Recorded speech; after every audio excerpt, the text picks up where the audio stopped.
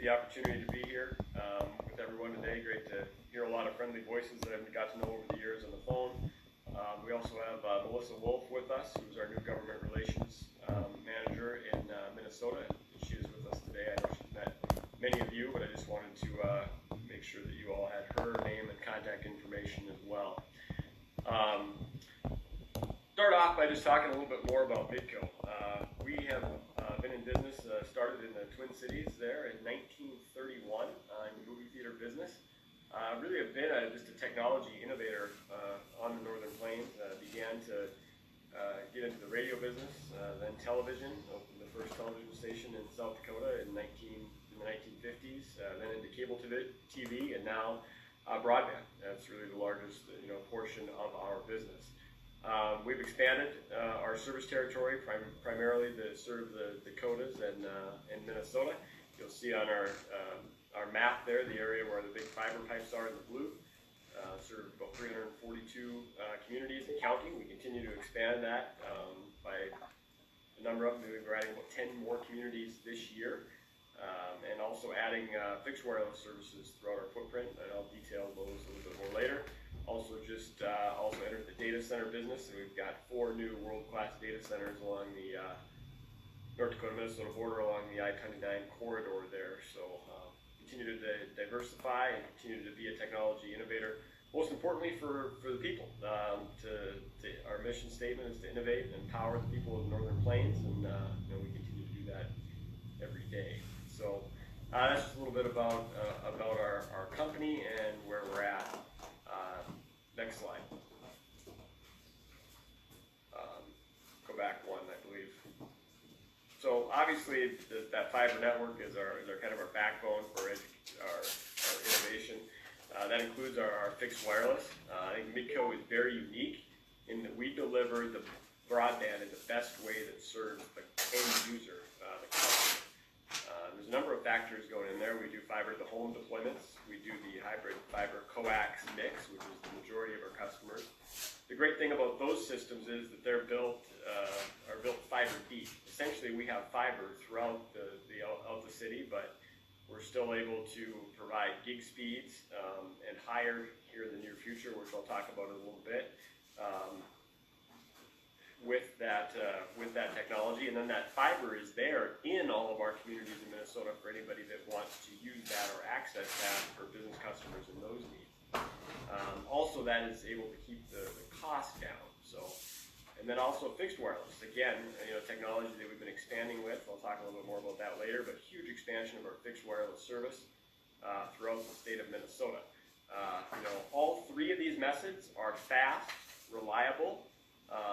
We don't have any concerns about any of the ability to increase speeds or increase reliability, or their technology has come so far with all 3 that we feel confident using all 3 of them to deploy broadband, and we feel very confident that they're all designed also to be future-proof going into the future. So we also have to take into consideration things like particularly cost to the consumer picking up the service, cost to the taxpayer for the deployment of the broadband, and then geography. Obviously, geographic challenges make a big difference in these type of deployments as well. So we continue to grow and continue to expand all across the state of Minnesota. We continue to add communities all across Minnesota, continue to expand our network using all 3 of these technologies every year. So next slide, please. As I talked about already, the majority of our customers have gig service throughout the state of Minnesota. We are already starting investing in 10 gig technology using the hybrid fiber cable mix. So I think it's important to note that, again, using that technology, we'll be able to expand our speeds to 10 gigs. It's a little bit different than 10G for cell phone guys. This is actually 10 gigabit speeds.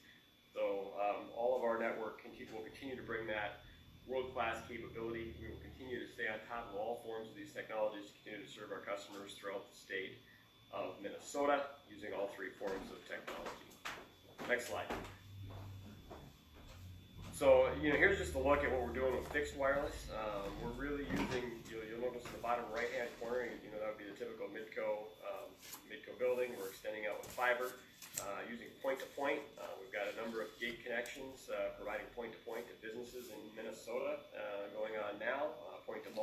sending that out to consumers and customers. We're using really what we call vertical assets. It could be elevators, it could be water towers in many of the smaller communities that we serve, and really being able to reach out to places that are, oftentimes 8-10 miles away and very sparsely populated, where you've only got, a few homes per square mile. The great thing about fixed wireless in rural America is that you are not just serving the homes. You have a number of devices out there in the field for agriculture that you can serve.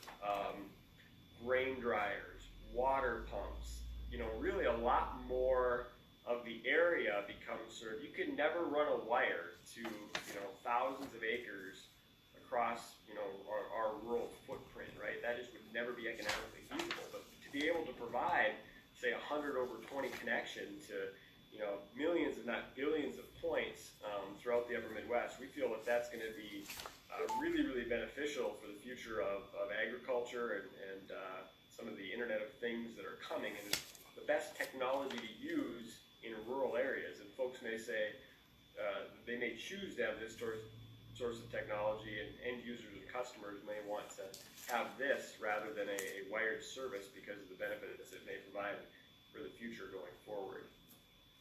Next slide. So you'll see here just some of the vertical assets. We've had a number of folks. The speed, reliability, and fixed wireless has just improved tremendously over the last few years. The availability of spectrum that the federal government is making available for fixed wireless is really improving that technology and really allowing that speeds to go up tremendously. And obviously, a lot of these towers are directly fed with MidCo fiber. Upgrading the technology to the latest and greatest equipment, and that access to that spectrum. That's really the three big factors that have really improved what can be done with fixed wireless. And you can see obviously in some of these pictures just the sheer rural areas that we serve. You'll notice in the tower there, just trying to find the farms out there and see them, just how rural some of our areas actually are that we serve. Next slide, please. So here's a quick video on what fixed wireless means from a farmer in northern Minnesota. So we'll listen in here and he'll talk about what that connection has meant to his farm. Go ahead, play the video. Thank you.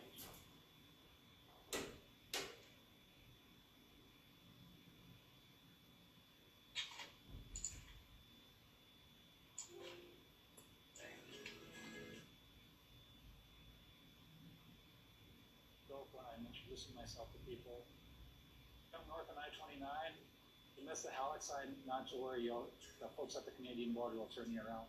Stop as you come back south. I've had fixed wireless internet since 1998. The world has just changed immensely for us because of that. Long before smartphones were even a dream. I remember my dad having to go through piles and piles of paper to find information from passkeys. Got all that now on my phone, and I can access it from anywhere. That's hard to remember how things were before we had the internet. When it rained here the other day, we were watching the clouds come in, and we were able to stop and shut down before the rain got too bad and we got too much of a mess. We're able to see the market reactions to any sort of news items instantaneously now. To go back to the world without the internet, I just can't imagine. We can access with the world. The world has gotten bigger. Our small towns have gotten smaller. But at the same time, more of the world is available to us. I look to the future, another 25 years, and I just don't know how to comprehend what is going to happen, not only in the world at large, but in our local community. As I've always said, if we can get people to come back and work remotely, and those opportunities are just going to get larger. You don't have to live in a big city to create your dream or live your dream. You can live in a small town. It's peaceful and quiet and low crime and not a lot to worry about, and still live your dream.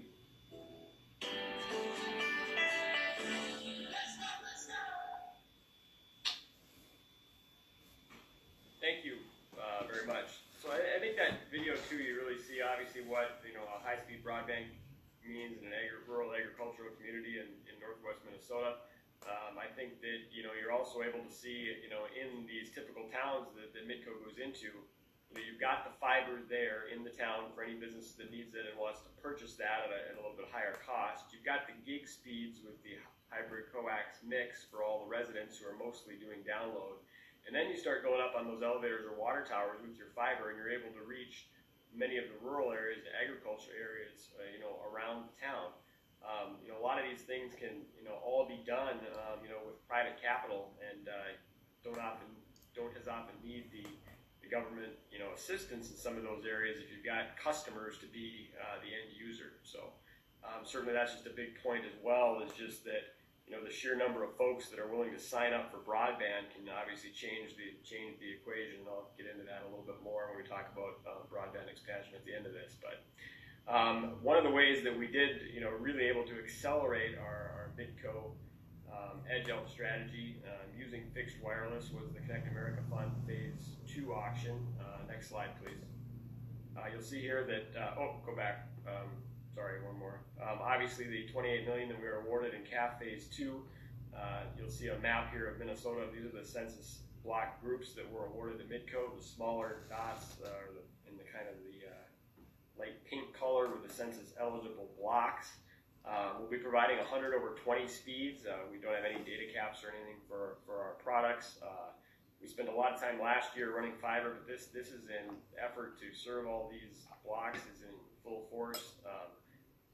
And we are going as fast as we can to get this build out completed to serve rural areas of Minnesota. So we are working hard every day, running fiber, installing equipment on towers, and you can expect a lot more of these launches throughout Minnesota for fixed wireless coming here in the coming months. So obviously you talk about the funding mechanism in rural areas. So if you look at here, you're awarding obviously over 100,000 new homes that will pass for $38.9 million.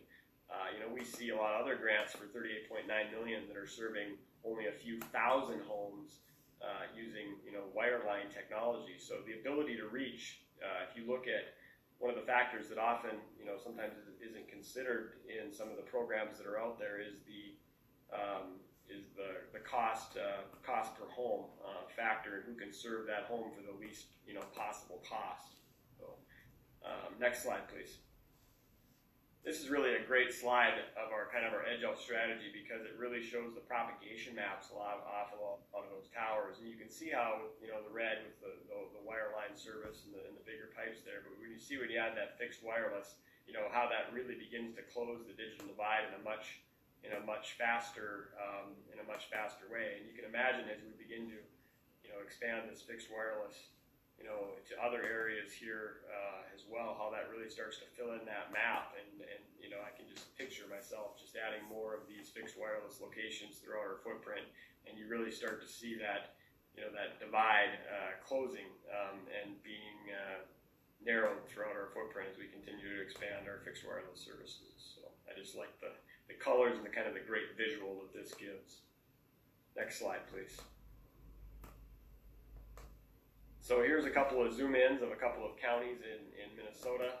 You can see not only are we serving the smaller census blocks, but you can see the additional areas that we're covering with these towers, these vertical assets that we're reaching both here in Blue Earth County.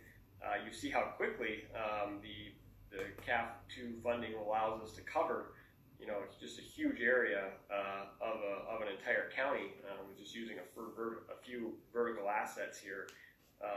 Obviously, there's still a couple gaps in places, but if we have the customer density there, that's certainly areas we can look to expand to in the future. So, really, just a great toolbox for serving rural Minnesota. Next slide.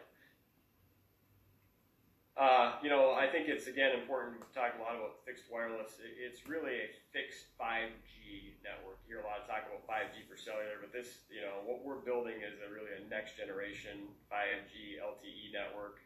It's a fixed 5G. Just very exciting to see those steps take place to be able to leverage the spectrum to deliver those high quality, efficient speeds that people expect to keep pace with our customer usage. So really exciting to be building a state-of-the-art technological network, which is always just what MidCo has done. We want to deploy, we wouldn't be able to do, wouldn't be involved in the fixed wireless business if we couldn't make sure that that connection was every bit as good as our wired connections for our customers on the end. So it wouldn't be a product that we would be offering if it wasn't up to MidCo standards. Next slide, please. Obviously, the Minnesota border-to-border grants, we've enjoyed that program. We've been very successful with those. Continue to use that as a tool, a tool in the toolbox to continue to serve additional areas. Very exciting to have the support of the state. You'll see the history there of some of the grants that we've received in the past. And then obviously this year we were successful in both Renville and Scandia. Obviously very committed to working with local communities and local partners. We are always willing to, expand our broadband services and bring that to more customers. We want to do that and deploy the technology that works for them on the end of things. Make sure that they're, getting the service that they want and the products they want. Always willing to expand. The fastest and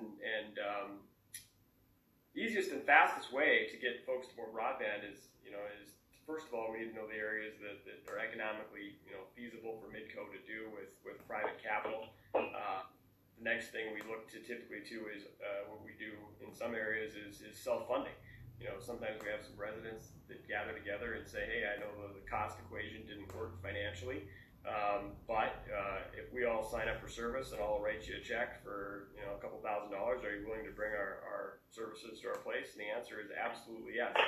If the residents band together and do that, that's the quickest way to get them funding. They do not have to wait for a government program. We can give them multiple cost options. Do you as customers want to pay for fiber to your home or to your business? Do you want the hybrid mix, or do you want fixed wireless? And then you can take that into consideration for what the customer end user might want for expanding for broadband services. Next step we obviously look to is things like the state grants to say how can we complement that local funding or with the state money and expand. Obviously, I think the area of Annandale was an area in Minnesota where we went in and built the city of Annandale with private capital, and then we did the eastern side of Annandale out more in Lakes Country where we used the Minnesota Broadband grant. So it's just an example of how we continue to edge out to further areas, and then using the Connect America funds to deliver fixed wireless to even more rural areas. So fun to be able to find the right tool in the toolbox for the end user and the customer, and the program that works best with the tool that we're using. So next slide, please. Just really like the Minnesota model. We talk about the broadband grant program in Minnesota, challenge process, limit that overbuilding. A lot of the programs that are out there do a lot of overbuilding. Now we're even seeing, locals get involved in the process and want to fund over their provider. So it's just interesting that, you love that challenge process. We've really got to target the unserved. That way we can say that the digital divide is closed and really get after those folks that truly don't have broadband service. Obviously, we just really like the program. We really like how it works in Minnesota. Next slide. Obviously, we're excited about the Rural Digital Opportunities Fund that's coming up. That's the next round of FCC funding. Really like the fact that this is also a reverse auction. We like that because it continues to save the taxpayer money. It's a competitive process where essentially whoever provides service for the lowest amount wins. For us, we're able to look at that too and change technologies to continue to lower our bid options. So really excited about what that'll mean for our continued expansion areas in Minnesota, as well as the next round of broadband grants. And then obviously always looking for opportunities to expand in areas where either consumers are interested in paying for those services, or where it makes sense for private capital to go in and build areas as well. So we do thousands and thousands of addresses added all the time, extending our wired network, especially, in areas we serve in Minnesota, because there's a lot of growing corridors. Folks that are in some of those suburban areas where, or that were rural that are now becoming that. So certainly, as soon as those areas meet those financial areas, we're ready to get out there and provide service to those areas as well. Next slide. Obviously, here's our contact information. From Melissa, as I mentioned earlier. I know Andrew Curley is in our Sioux Falls office. He's also with us on the phone. So we're ready to meet with anybody, to visit with anybody at any time all across the state of Minnesota. Very interested in the same goals as the task force of closing the digital divide and expanding our broadband services. Love to be a partner with anybody, any business, any resident who wants to work with us. We are ready and available. Everybody can feel free to share our numbers and our contact info, and just really fun to work for a company that's really, truly just such a national leader in the rural broadband space, and very excited about our long history of 80 plus years in Minnesota, and looking forward to the next one. And it's going to be a fun ride as we continue to work with many of you on this to accomplish our goals. I guess at this point, I'm happy to turn it over to questions.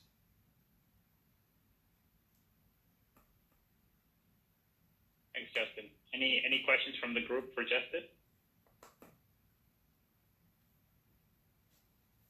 Teddy, I have one. Whoops. Teddy? Go ahead, Steve. Yep, go ahead, Steve. I was just curious if MidCo, I see you had a project up there in Little Fork, Big Falls, up to the International Falls. Do you use only your fiber, or did you use somebody else's? The majority of the time, we like to use our own fiber network. We do have a couple areas in Minnesota where get connected to the MidCo fiber network. But yeah, most of our areas, we'd love to have it be our MidCo fiber. I know that extension up there, it did extend our fiber network up there, but there still may be an intermediary up there in northern Minnesota. Steve, we're happy to visit with you anytime about our plans up there and what we're working on. A lot going on in that area for us, so I'm happy to give you an update at any time about all the things we're working on in northern Minnesota.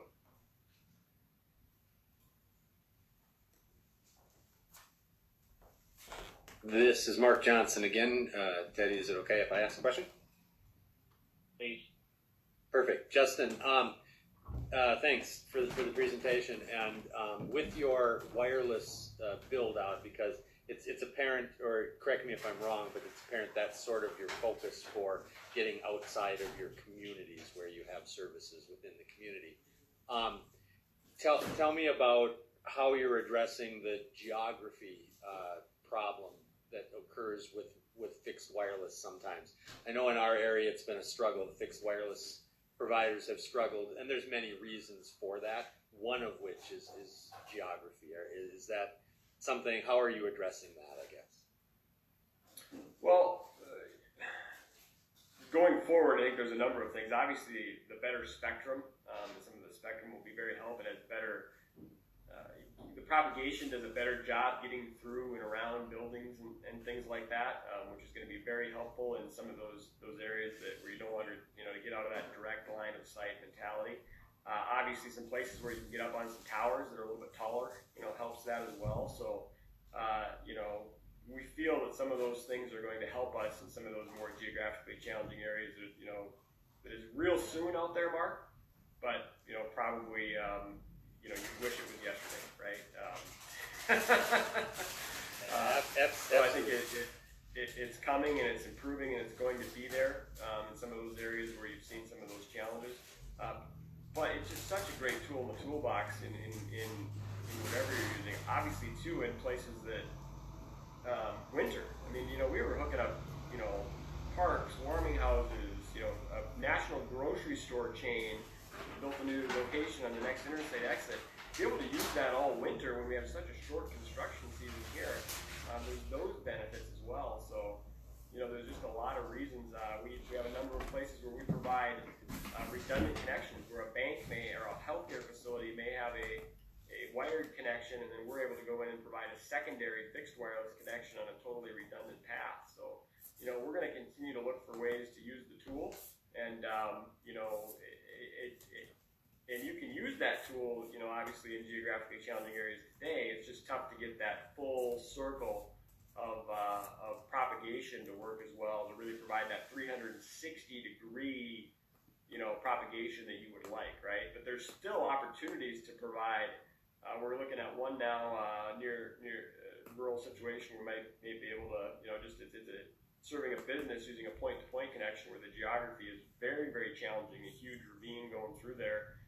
Trying to get a wire across there environmentally would be absolutely ridiculous, but we're going to probably end up providing a very high speed and just using a point-to-point connection. So it would be one dedicated business connection there. So I think you just gotta,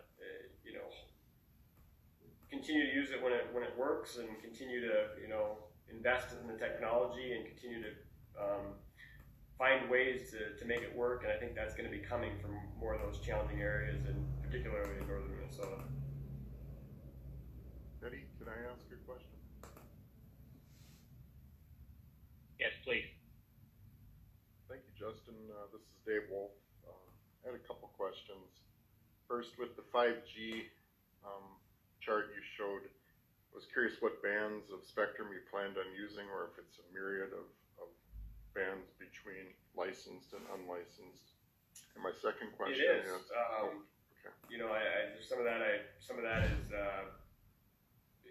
We've had a number of FCC commissioners out. We've tested in many different bands, many areas of spectrum, providing 240 over 40, all kinds of different speeds that we've had in testing using all kinds of various bands of spectrum. I don't want to get too specific in that right now because of some of the things that are going on federally, but certainly, I would say that we're well prepared to use whatever we can get our hands on and that becomes available. That again is the right tool in the toolbox. So, My second question is, with the life cycle of wireless equipment typically being about 5 years, 5 to 7 years, depending on how lucky you are to run it, most of the auctions have funding mechanisms that last maybe 7 to 10 years. Compared to, say, a fiber optic cable build, which probably has a 25-year life cycle for that cable, you'd be looking at 5 evolutions or 5 life cycles of wireless equipment in which funding runs out, say, after 10 years. I'm just curious how far out you model your projects as far as years of service goes when you're selecting and bidding against territories that otherwise would probably be fed with a fiber optic build. We model all of our stuff to MidCo again as MidCo's again, like I mentioned before, been privately held since 1931.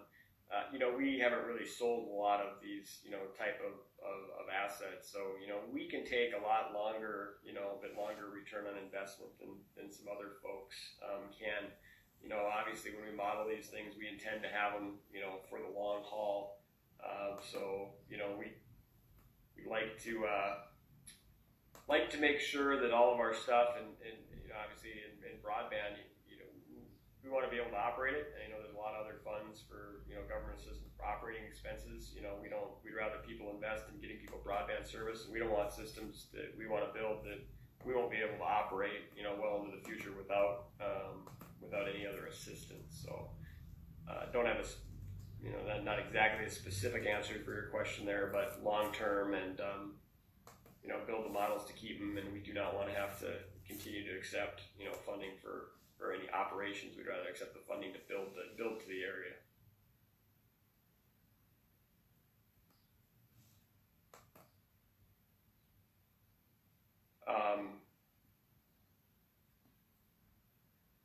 Other questions for Justin? Bernardino, you had a question please, on the chat.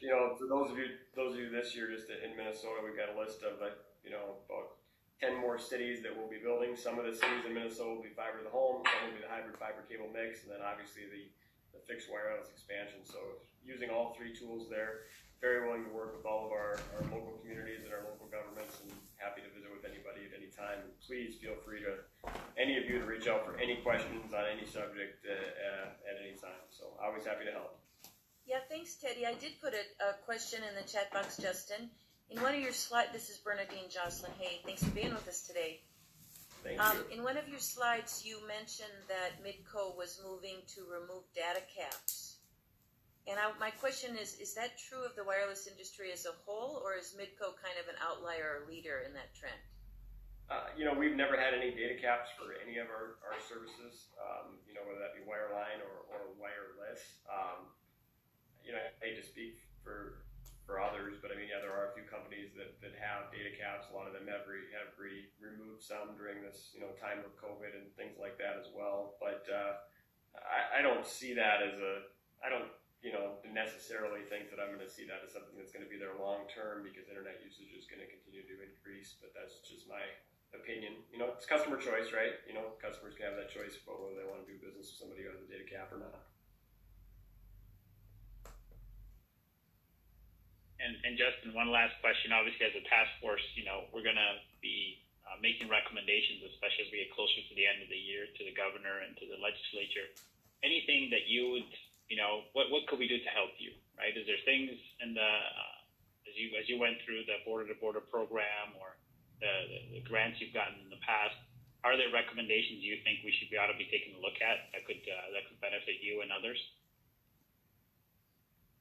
Well, to be honest with you, I mean, we got a lot of great things, set up in Minnesota with feds are doing what they're doing. I heard a little bit of the conversation. I joined just a little bit late about some of the other things that you guys are working on. But probably the biggest thing that I think this, group could do is education. I mean, it is a very, very complicated issue, right? And people do not understand, the types of technologies that are available. They don't understand what they need. They don't understand the equipment that they're using. A lot of folks, I mean, if you just, our call centers are, overwhelmed by people that are, having problems with the devices that they're trying to connect, or their kids' educational devices, right? They bury their Wi-Fi router in their basement and they're wondering why their kid can't do, homework on the third floor. They do speed tests in the servers in Las Vegas. I mean, it's just a long list of, people call in and their router's 12 years old and they say they just got the thing, their computers. I mean, people that got to understand too, again, they may complain about their broadband service, but so much more goes into it than your speed as well. I mean, your customer service, right? I mean, that's just such a huge portion of the provider that you're doing business with, right? You got somebody that's going to answer the phone, that's going to take care of you, that's going to make sure that it works. Can you get a hold of somebody, right? There's so many factors in that broadband world that folks just kind of, don't understand necessarily what the problem is, and they, sometimes they're talking to the wrong folks. They don't understand the technology. They get bad information. A lot of groups out there that are, giving out information. I see so many of our communities that pay for, studies and doing things that are just, that don't help them all with their broadband project, because they send money to a consultant in Colorado that thinks they're going to fix the day, and at the end of the day they got a study and a $50,000 bill that didn't help them. I mean, it's just so many issues there that the public needs to better understand, because it is such a complicated issue. It takes people a long time to really come around to what's the best way to get a solution. Is it is it one provider? Is it multiple providers? Is it multiple technology, multiple companies? And to really understand what the goal is they're trying to accomplish. I see groups or cities or organizations say, hey, we need this for the entire county. Fiber everywhere to the entire county or township, and then they get the bill and they all sit around and look at each other and wonder, how the heck they're ever going to figure that out and pay for it. They go 2-3 years down the road and they're not any closer to broadband than they were when they started the study, and it's just those things. So it's really the educational aspect of it that you guys can help out with and help people understand, what they're trying to accomplish and the best way to accomplish it. Obviously, it's a money issue as well. The cost to the taxpayer for a lot of these programs is tremendous, and to the consumer. So, that's a factor that's not often brought into a lot of broadband conversations as well, which certainly needs to be, taken into consideration. So I really appreciate everything you guys are doing. I know that was probably a loaded final answer to your question, Teddy, with a lot of different things in there. But again, feel free to reach out. We want to be a willing partner. We are here. We are available all across the state of Minnesota. So thanks for all you guys all do. Thank you, Justin. We appreciate it, and we appreciate you and taking the time and MidCo to present to us. So super helpful. No problem. Call anytime. Awesome. Okay, so we're going to transition to our next agenda item, and that's the legislative update. And I think Devin should be all set to present, to give us an update here. Devin, are you on? I thought I saw you on.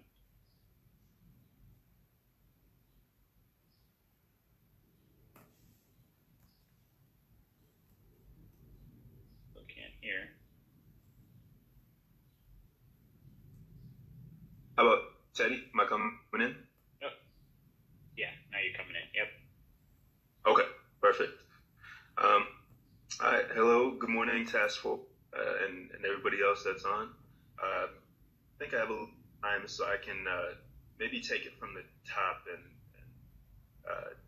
let you know what happened this session and kind of the cliffhanger that we're at right now. So in the beginning of the session, there was a lot of talk around kind of backfilling that 30 million that we knew needed to get us to that 70 million ask from last year. The task force sent a letter about that, and the House and the Senate both had bills moving that included 30 million for the border-to-border program. And it had committee hearings. There was on it. Jean and Diane both did a great job the week. I think presented in both committees in the same week and gave some backstory on the program and what it does, and also importantly what it doesn't. And then some questions. Ultimately, there was no policy change that was coming forward from those bills, just funding. But there wasn't about how to the program. And then COVID-19 happened kind of right around the time where things start to speed up and finalize. I think early March, right after the February forecast comes out, where we see how much money we have to spend. Also, the legislative deadlines start to kick in, where they funnel down bills that they want to take to the finish line, and then the governor releases his supplemental budget. So it seemed like there was a free and kind of that not knowing what the pandemic might require in spending in the future. So broadband kind of got pushed to the wayside. And then as people start working from home, as kids started having to use from home, it became pretty clear the broadband needs. I'm sure no surprise to this task force at all. And so then we got a new focus on broadband that included, there was bill language in the House and the Senate that included 3 broadband-related things. There was first the border-to-border program. There was some funding suggestions in there, and there was the telemedicine program, which would be a new program operated by DEED to reimburse counties and other health providers for telemedicine equipment. And then also a distance learning program, which would be operated by the Department of Education to reimburse schools for acquiring hotspots and other devices to help kids access the internet, which goes to both an access and an affordability question. They would cover even those in the metro where there is access to broadband, but maybe not. Maybe the family doesn't have it in the home. So those were the 3 things coming in. There was a little bit of difference in funding between the House and the Senate. The House wanted a little bit more on the distance learning, but otherwise it was about $2 million for the telemedicine program and I believe $10 million for border-to-border. And there was no change to border-to-border statute language, but for this $10 million, they kind of included some of the discussions that I've heard over this year about increasing the amount that the program will fund. it went from 50 to 55%, as long as the provider got a 10% match, non-state match. And then it was also going to only unserved areas. So there's a little bit of a difference from the program as normal. And then we got to a little bit of a sticking point. On the Senate side, the bill went first to Senate Finance, and as the conversation kind of went on through the hearing, they got a little stuck up on border to border and how they wanted to fund it or what would maybe be appropriate. So we have funds coming in from the feds, and there's guidance on how to spend that money, or maybe there was a lack of guidance at the time, and there was different interpretations going on. And everything was most likely supposed to be spent in response to the COVID pandemic and distance learning reimbursement program as a response item, but they weren't as sure about border to border. They saw it kind of more as a additional sub-budget item. So they did not want to spend or as coming from the COVID fund we have, and then also hesitant to spend it out of the state's general fund, just with the uncertainty of much money will to spend, and if that was one of the final priorities given everything, all the other competing priorities going on. So they some tweaks to the language. They had it, at first, if you could spend it from the COVID fund, they would do that, and then maybe revert it to the general fund, but then they also put that on the side. And on the House, they looped it in their broadband funding and the distance learning and the telemedicine into one big bill that also had some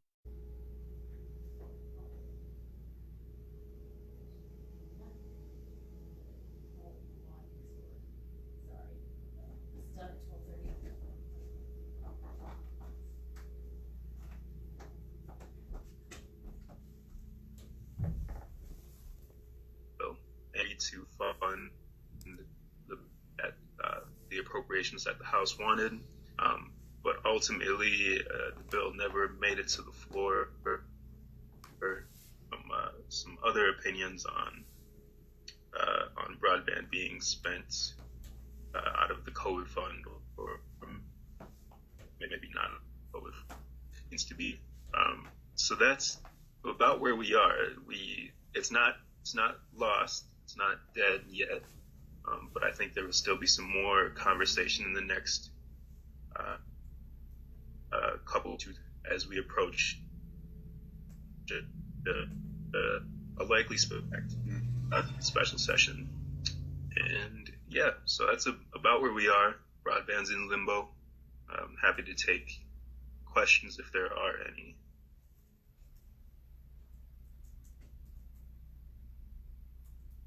So, Devin, this is Mark Johnson. You broke up a little bit there at the end. Did you say that this has potential life in a special session, or what are your thoughts more on that? And again, you maybe said it, but you broke up a little bit. Yeah, I mean, ultimately, leadership on either the House or the Senate side decided this wasn't what we were going to do today. Kind of aligns with so many bills that, there was a uproar, movement. So a lot of work left to do. I just gone completely. I think it'll come back. It's just that disagreement about how best to fund it. And it sounded like they had an agreement, and then it just last minute. So I'll be hopefully having some good news to report to the committee, to the task force next month. But I'll keep following it, keep in touch with the appropriate people, and see where it's moving.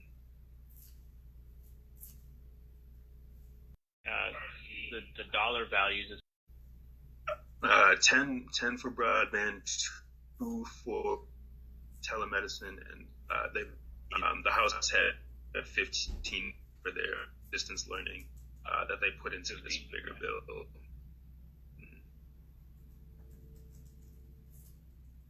And then still uncertainty around where it's going to come from. I mean, obviously, I think all arrows were pointing towards use the federal funding.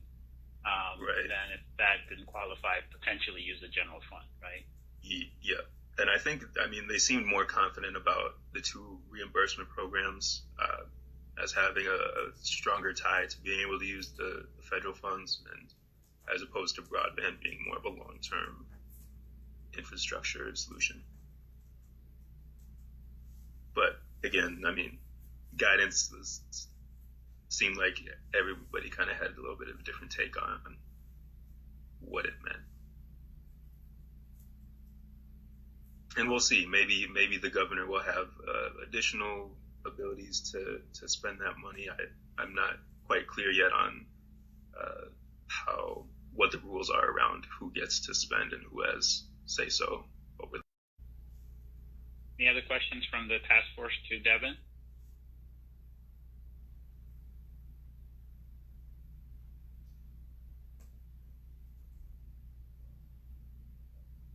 Okay.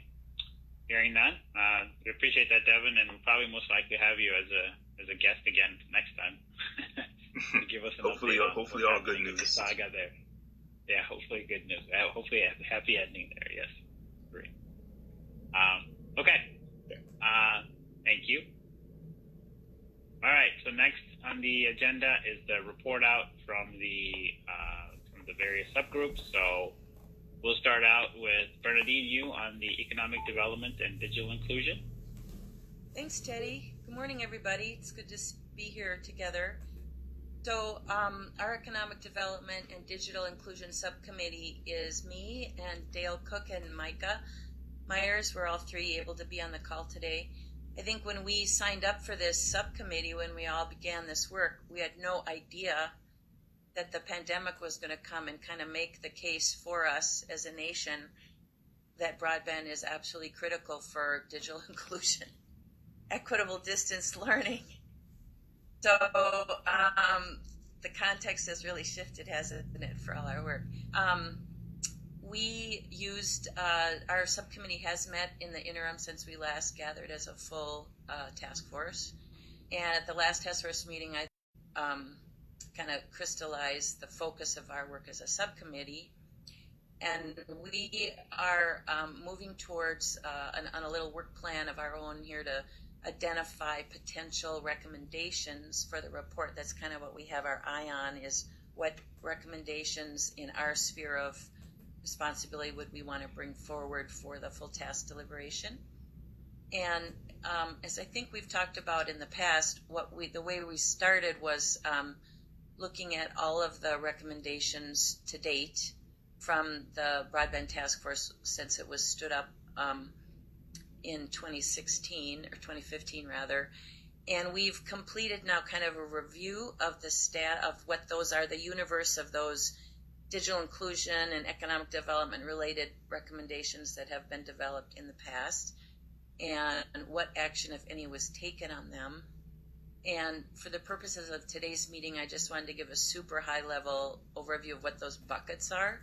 So the first kind of body of recommendations that have historically come out of the task force relative to this topic include program funding to support adoption efforts. That recommendation was included in the task force report in 2015, 2016, and 2018. And to date, as we know, that has not happened. So the legislature and the governor have not funded the office at a level that would allow for adoption program elements on top of that at grants programming, even though adoption efforts is included in the list of responsibilities for the office. So that's on the table that we're considering, which it would be a recommendation on adoption efforts. And again, the COVID pandemic certainly puts that in a new context, shines a light on how important that is. The second kind of bucket of recommendations that have historically been addressed has to do with the telecommunications equity aid and regional library telecommunications aid, TEA and RLTA. Those are called. And for 3 years in 2015, 16, and 18, the task force has recommended the state legislature that they increase the reimbursement formulas for those programs and to ensure full utilization and reimbursement. And that did happen 1 year, but it's happened intermittently. We haven't yet turned to see, and in the advocacy groups, from librarians and schools, urging that funding. So we were in alignment with those groups, and we haven't done the research yet to see where we're at for this year, but we're looking at that, and that may be something you guys can anticipate we'll be coming forward with. The third bucket of past recommendations was in the year 2016, the task force explicitly recommended that the Office of Broadband Development stand up and coordinate sort of a computer refurbishment program that might look just by agencies and state institutions to adopt computer recycling and refurbishment relationships and adoptions to create streams of resources into those refurbishment organizations. That action was also not taken, and that's on the docket that we're looking at as a possible recommendation. And then finally, I just wanted to kind of signal to the full group that we are anticipating that as a task force, we will recommend again continuation of the border-to-border broadband grant program. And we are certainly in full support of that as a subcommittee. And we're also, as a subcommittee, eager to talk as a full group about and hear from Mark Johnson's group about our speed goals, because one of the very clear themes that we're hearing in our group is the importance, and Mark Johnson already alluded to this a little bit today in our earlier discussion about mapping and speeds, the importance of that upload speed for students and families to be able to participate in distance learning and economic development from home. And so we think that speed conversation is more relevant than ever. And then two more things, and then I'll be done. I wanted to just remind and reassure the group that we do have on our to-do list the project for October meeting. And in October, we plan to meet to assemble a group of project leaders from a number of the border-to-border broadband grants that have been issued in the past, for an opportunity for the task force to meet with them and hear from them about the impact of those state investments on those grants on those communities' economy and their digital equity efforts. We originally had imagined that we would do that as part of the annual DEED, Bland, and Broadband Conference. We'd selected dates and coordinated the dates of the task force to coincide with that. OBD, DEED, and Blandon have decided that we're going to reimagine the conference as a virtual dispersed event across the month of October. We're in the process of designing that, but we're still see as a centerpiece of that engagement the opportunity to engage virtually with the task force in some conversations to hear from these grantees. And then finally, and I'm going to now invite Micah Myers on our committee to comment a little more. As we were thinking about this need or potential recommendation for funding for the Office for Development or Adoption efforts, Micah raised the possibility about, so what kind of funding mechanisms could we recommend to create those funds?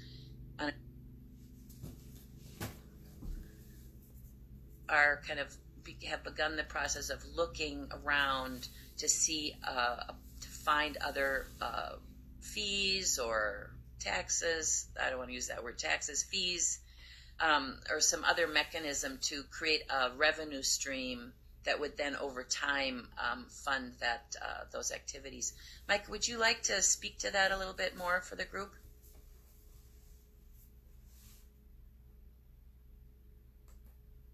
Thanks, Bernadine. No, we looked at some of the things we suggested, looking at like the use of like the Universal Service Fund, which was put in prior to the to help with subsidized telephone services for low-income households and high-cost areas for that.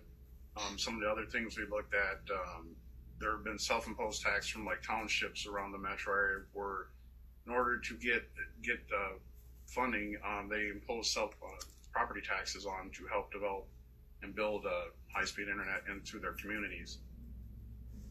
But the thing about it too is looking at what does that cost to operate office broadband data, and looking at creating a sustainable funding mechanism for them to deal with issues which have been talked about all through the meeting here today, the educational outreach, looking at managing the grant programs that are out there, and that educational outreach and helping people understand why it's important, looking at the current COVID issues with people having a usable internet. So those are just some of the things we talked about we're looking at, and is it something that this group would look at making the recommendation to, or do we want to get that far in the weeds and it's just saying that they need to come up with and give them examples of funding mechanisms that we could use to help expand broadband in the state of Minnesota?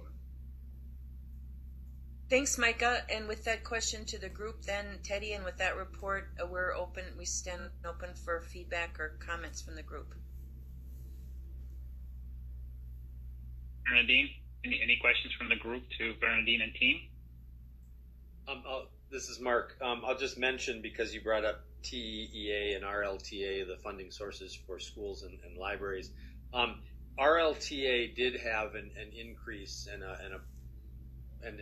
Jim can correct me if I'm wrong on any of this, but they had an increase that was, permanent, quote unquote, a few years back. And then this year they were actually successful, I believe, in getting some changes made that allows them to expand some of the uses for that funding.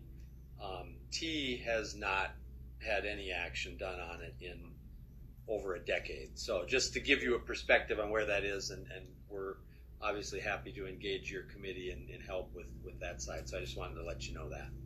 That's really helpful, Mark. Thanks. And I know that RLTA, when they did get that bump one year, it was not to the recommended level, so it didn't completely close the gap that the libraries had hoped for. So we'll see you and Jim both as great resources to us as we figure out how the task force wants to use its voice and weigh in on those two important constituencies. Thanks.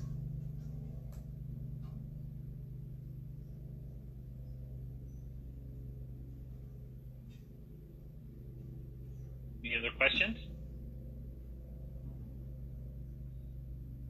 Okay, thanks, Bernadine.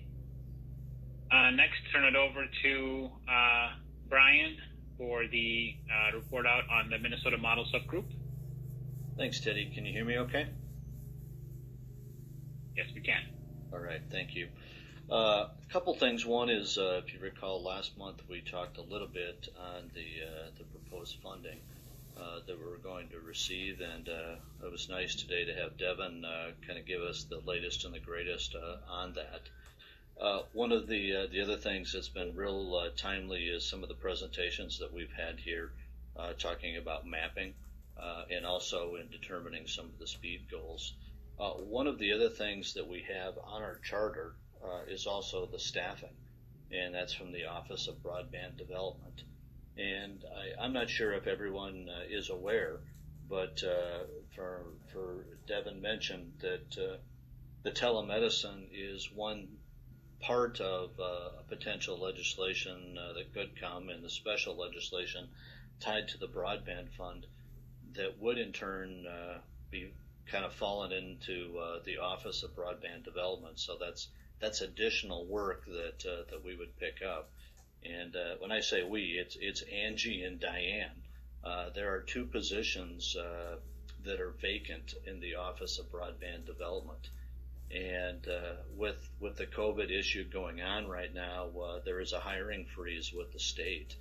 And I think it would warrant maybe discussion even today that maybe we could communicate with our legislators or even the governor to let them know that, we're not saying that we don't support the hiring freeze, but maybe we need some flexibility with the office to be able to fill the two open positions that we have, to be able to administer the dollars that are forthcoming through telemedicine, and if there's any additional funding for the Office of Broadband Development. As Devin mentioned, the distance learning is going to fall into I think it's the Department of Education to be able to handle that. But again, we need to have the resources, and that was definitely something that we targeted very early on in our charter. That do we have the resources for the Great Minnesota Model to be able to continue this? And we seem to be getting more work and not being able to replace staff. But other than that, those are just some things that we've identified on the charter. We've got more work to do. Again, Steve Fensky, Teresa Sunday, and Paul Wirtz are part of our team. So that's kind of what we have, Teddy. Thanks, Brian. And as far as the comment on, is it so? Do you think it's something we send to the governor and the legislature, or is it? I mean, any suggestions from the team on how we communicate those needs? We have not talked as a team on how to address that. That's just information that Diane kind of made me aware of, and we have not had a chance to talk as a committee. That I just wanted to bring it up to the full task force and yourself in particular. That I personally think that it would be good education to communicate that to our legislative leaders and the governor, just asking that when things move forward that we can get permission to fill those two vacant positions, not hiring any new staff, but I just think that with everything going on and the added push to get somebody on there to help Angie and Diane would be warranted, and maybe Diane has some comments too.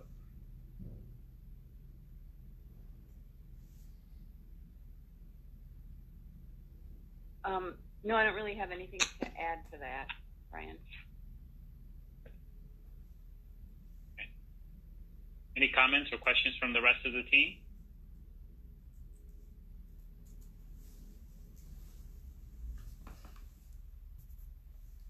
No. Okay. So it's something we'll have to certainly think about here. I mean, I know we said, even Devin said earlier, we kind of sort of with this cliffhanger trying to figure out what's going on with the funding here. I'm not so sure if it makes sense for us to, I don't know. I'm open to suggestions of whether we should set something. Certainly the idea of talking about filling out those two positions makes sense.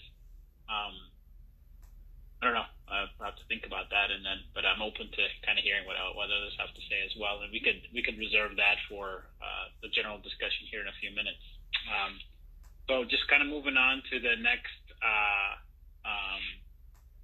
subgroup. So Mark and Dave, maybe I think are the two co-chairs. So either of you on the barriers in technology.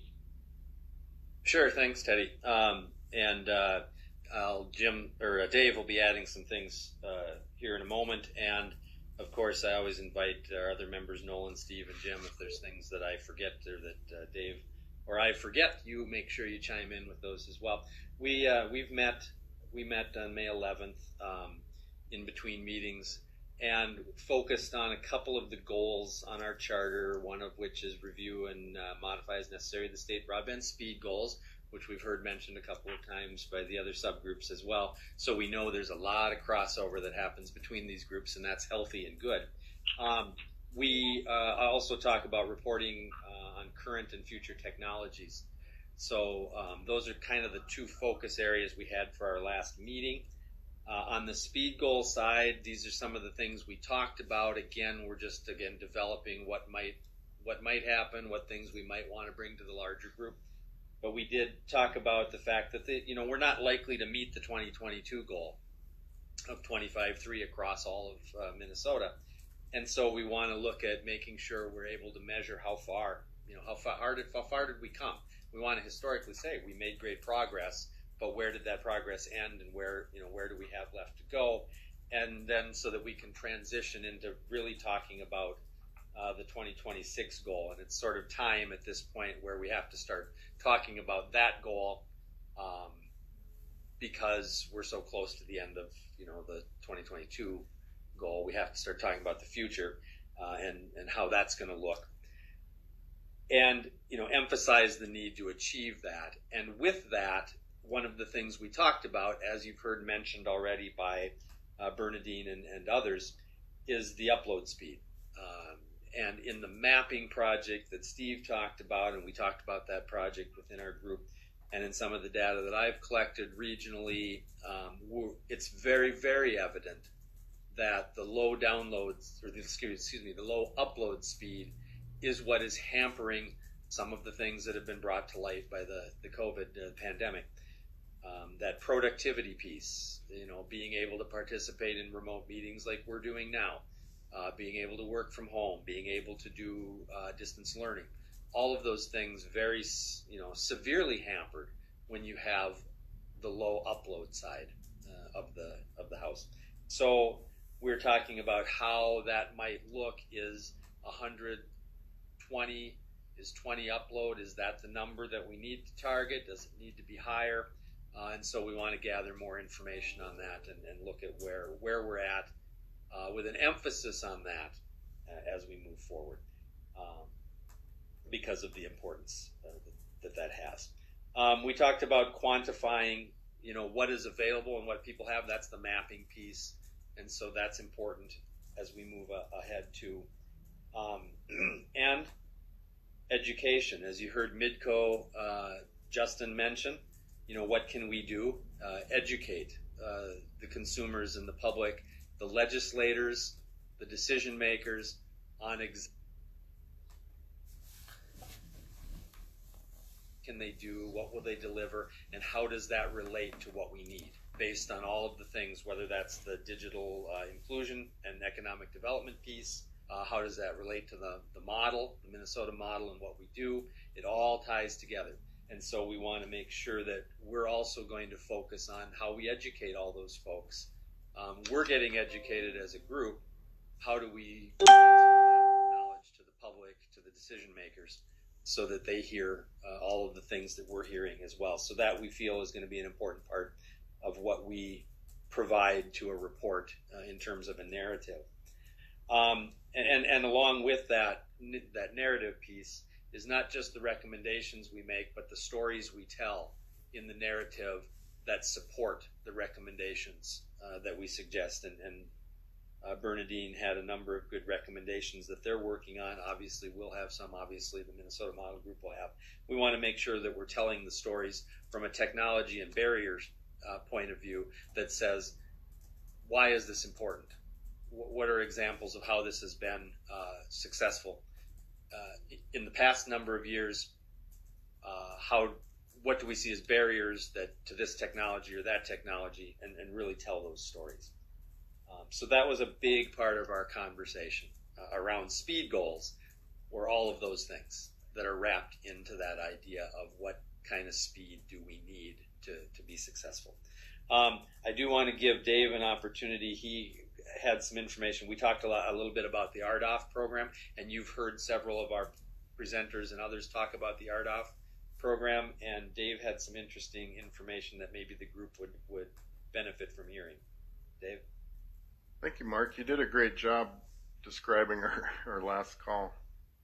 And now I'm going to bore us with some RDOF stuff, where your presentation is much more exciting. And the group talked a little bit about ways B2B could be leveraging an RDOF winning project as well. And Border runs through a much quicker process than the RDOF auction is going to run through. The Rural Digital Opportunity Fund auction, which is number 904 with the FCC, covers about 5.9 million locations nationwide, probably in that 1.1 million census blocks. About 280,000 of those census blocks were recently challenged. Winning bidders are going to get 10 years of support, with the promise that they'll build 40% of their target by the end of year 3, 60% by the end of year 4, 80% by the end of year 5, and with a commitment to fully build out by the end of year 6 to get that 10 years of support. When a company like the one I run could be looking at about $25,000 in expense to go through the RDOF auction process and winning just one block if we were to do that. Yesterday, a bunch of rules, clarifications, and auction procedures came out. I think it was about 110 or 112 page report from the FCC, which they're going to vote on those procedures during their June 9th meeting.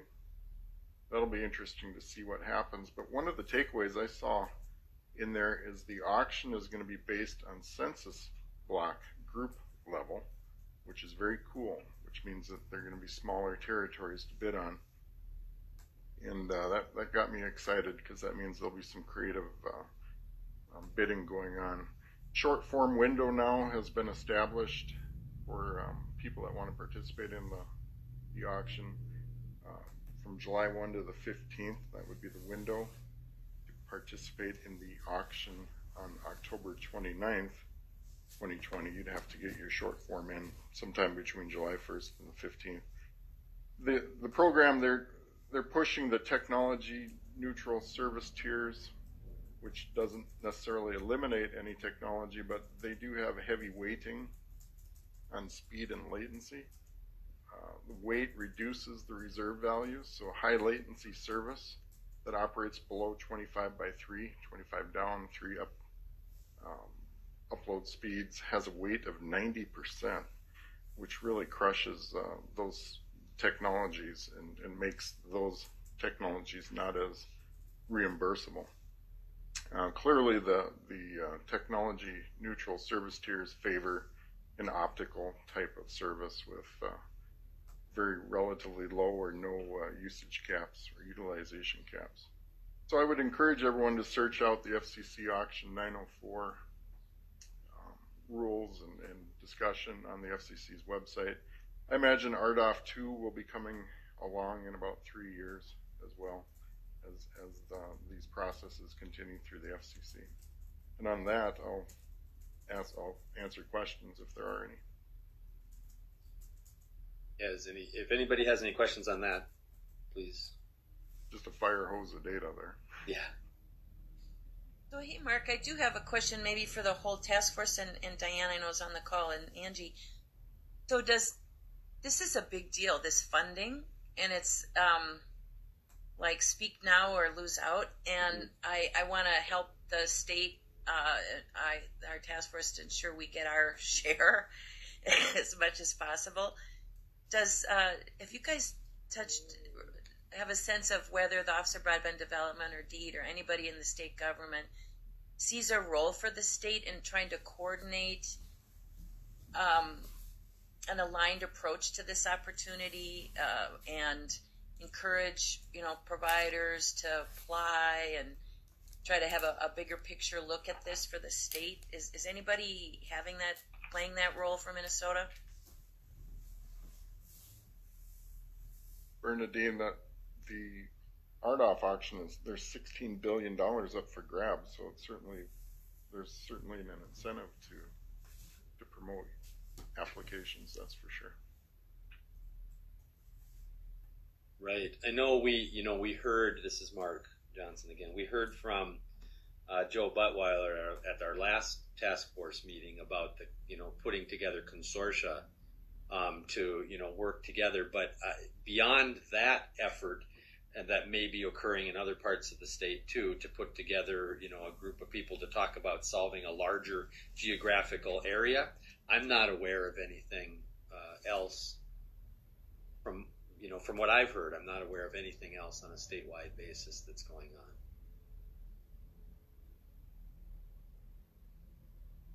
Feels like we might benefit from that, and I don't know who's best positioned to do that, to convene a conversation like that, but this is the kind of opportunity that if you're not coordinated or collaborating, you're going to miss out, and there's so much opportunity here to do something now that I don't know if there's a role for the task force and we just heard that they're down 2 people in the office, so I don't know where that leaves us.